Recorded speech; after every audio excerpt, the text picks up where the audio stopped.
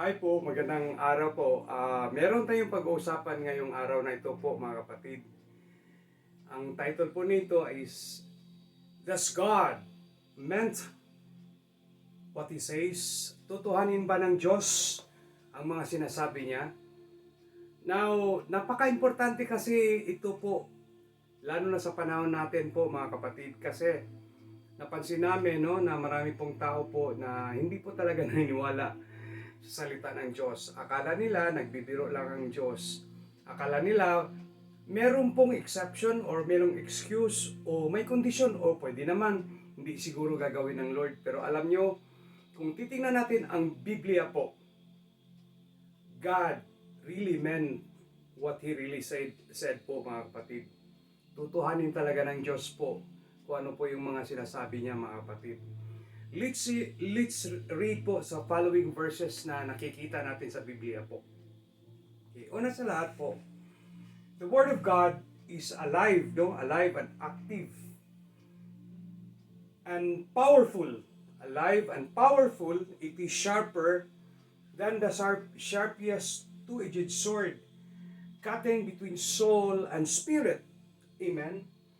Between joint and marrow, and exposes our innermost thoughts, amen, and desire. Nothing is in all creation is hidden from God. Amen. Everything is naked and exposed before His eyes, and He is the one to whom we are accountable. Yun po yung natural na epekto ng salita ng Diyos towards sa atin po. Masakit po siya. Kasi i-expose nga niya ang mga kasalanan natin mga kapatid. And ito po yung purpose. Bakit may salita ng Diyos? Ang purpose ng Lord, all scripture is inspired by God. And it is useful to teach us what is true. And to make us realize what is wrong in our lives. It corrects us when we are wrong and teach us to do what is right. God uses it to prepare and equip His people to do every good work. You see, the other one from Hebrews, that's the nature. Ang purpose naman, dito po sa 2 Timothy, yun po ay pagko-correct sa atin. Kung meron tayong ginagawang masama, i-correct tayo sa Diyos. Amen? God really mean what He said po mga kapatid. Tutuhanin talaga ng Lord kung ano po yung sinasabi niya. Ito po ang kagandahan ng Diyos po mga kapatid, kasi hindi po siya nagbibiro. Kung ano po yung sasabihin niya po, yun talaga ay gagawin niya. Let's read po. Now, sabi dito sa Numbers 23:19, ito po yung mga verses po na ang Diyos po ay hindi po siya nagsisinungaling. Tutuhanin talaga niya kung ano po yung sasabihin niya. See, God is not a man, so He does not lie. He is not human, so He does not change His mind. Has He ever spoken and failed to act? Has He ever promised and not to carry it through? Hindi po maglalay po. Ang Diyos po mga kapatid, never po siya maglay. Kung maglay siya po, hindi po siya Diyos. Another verse, Titus chapter 1 verse 2. This truth gives them the confidence that they have eternal life, which God, who does not lie, promised them before the world began. Imagine po. Itong katotohanan na ito ang siyang nagbibigay sa atin ng pag-asa na makakamtan natin ang buhay na walang hanggan. Ano yung katotohanan? Yan po yung salita ng Diyos. Ito ang katotohanan that God, He does not lie po mga kapatid. He never lies. Kaya, does God meant or mean what He say? Yes, of course. Tutuhanin at gagawin ni Lord kung ano po yung sinasabi niya po.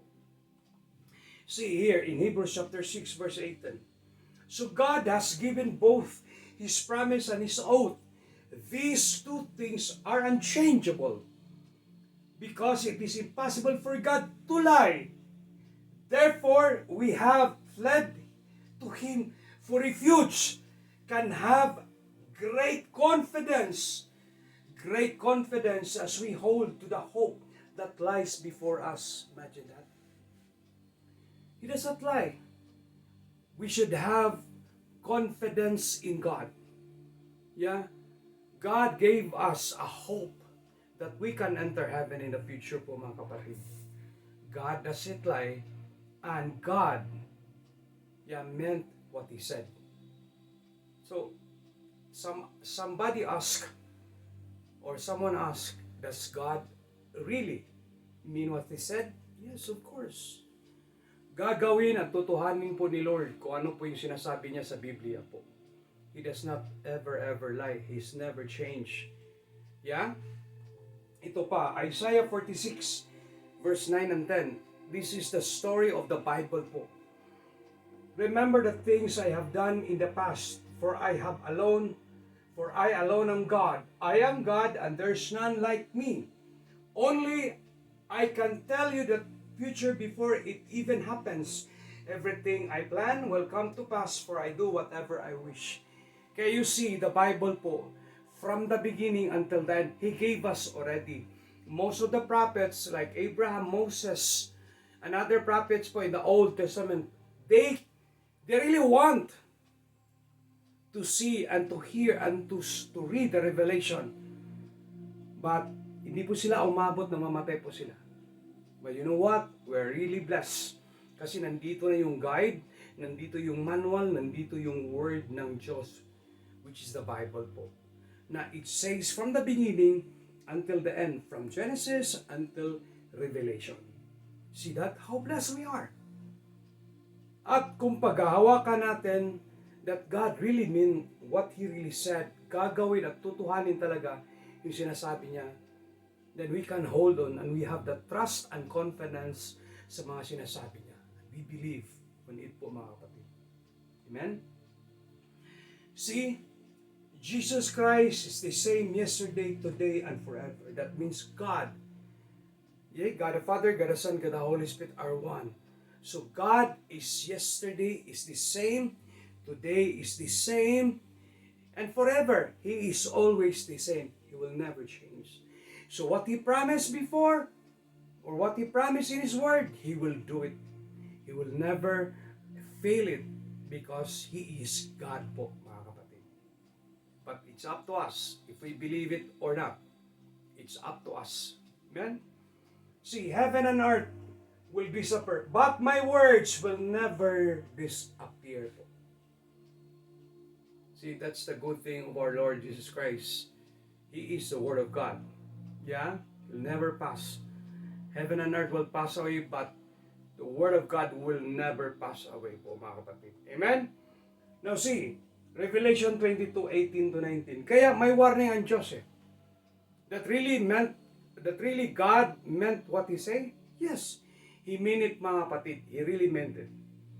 Na ang sinasabi niya ay gagawin niya. You see, in Revelation 22, tayo po ay may warning po. Sabi niya doon, I solemnly declare to everyone who hears the words of prophecy written in this book.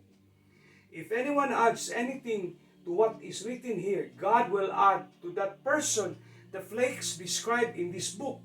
And if anyone removes any of the words from this book of prophecy, God will remove that person's share in the tree of life and in the holy city that are described in this book. Wow.